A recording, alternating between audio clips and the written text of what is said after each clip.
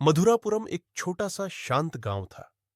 हर साल बसंत के मौसम में पूरा गांव गुलाबी फूलों से भर जाता, जैसे आसमान धरती पर उतर आया हो।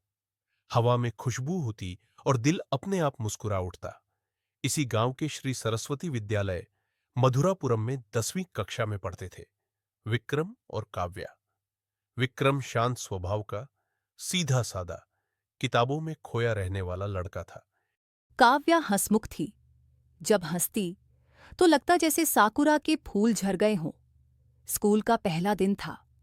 काव्या नई नई क्लास में आई थी। लंबे बाल, गहरी आंखें, जैसे उनमें कोई कहानी छुपी हो।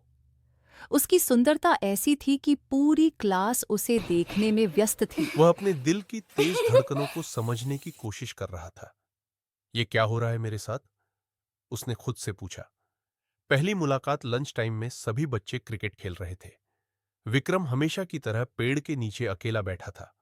तभी काव्या वहां आई और बोली, क्या मैं यहाँ बैठ सकती हूँ? वहाँ क्रिकेट खेल रहे हैं। मुझे डर लगता है कि कहीं बॉल न लग जाए। विक्रम के हाथ कांप गए, लेकिन उसने हल्की सी मुस्कान के साथ कहा, हां, बैठो। कुछ पल दोनों चुप रहे। फिर काव्या ने मुस्कुराकर पूछा, तुम्हारा नाम क्या है? यहीं से बातचीत शुरू हुई। काव्या ने कहा, तुम इतना कम क्यों बोलते हो?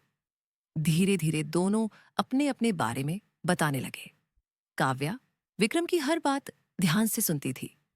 यही बात विक्रम को सबसे ज्यादा अच्छी लगती थी।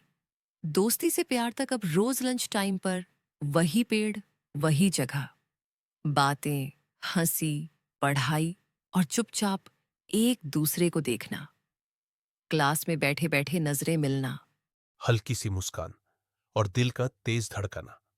धीरे धीरे दोस्ती गहरी होती गई। एक दिन काव्या ने हिम्मत करके विक्रम से अपने तुम प्यार क्लास का में इजहार सबसे कर अच्छे दिया। हो और अलग भी हो। उस दिन के आई बाद सब रियली कुछ लव बदल यू। गया। अब बातें ज्यादा थीं।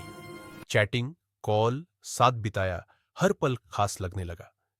एक दिन स्कूल में खबर फैली, काव्या का परिवार दूसरे शहर शिफ्ट हो रहा है। उस दिन विक्रम हमेशा की तरह पेड़ के नीचे इंतजार कर रहा था। कुछ देर बाद काव्या आई, हाथ में एक कागज लिए। वह उसके पास बैठी। विक्रम ने धीमी आवाज में पूछा, क्या सच में तुम स्कूल छोड़कर जा रही हो? काव्या ने सिर झुकाकर कहा, हाँ। दोनों एक दूसरे को देखकर गले लग गए। आंसू अपने आप बहने लगे। काव्या रोते हुए बोली, शायद ये हमारी आखिरी मुलाकात है। तुम मेरा पहला प्यार हो और हमेशा रहोगे। इतना कहकर वह चली गई।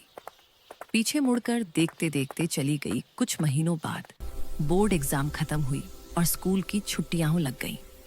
कुछ महीनों बाद कॉलेज शुरू हुआ। विक्रम कॉलेज के रास्ते से गुजर रहा था। उसे वही पेड़ दिखा जहां कभी काव्या और वह बैठा करते थे। आंखें भर आईं, यादें लौट आईं। वह वहीं खड़ा रोने लगा। अंत पहला प्यार न कभी पूरा होता है, न कभी भुलाया जाता है। वह एक ऐसी सुंदर कहानी होता है जो अधूरी रहकर भी जिंदगी भर दिल में जिंदा रहती है।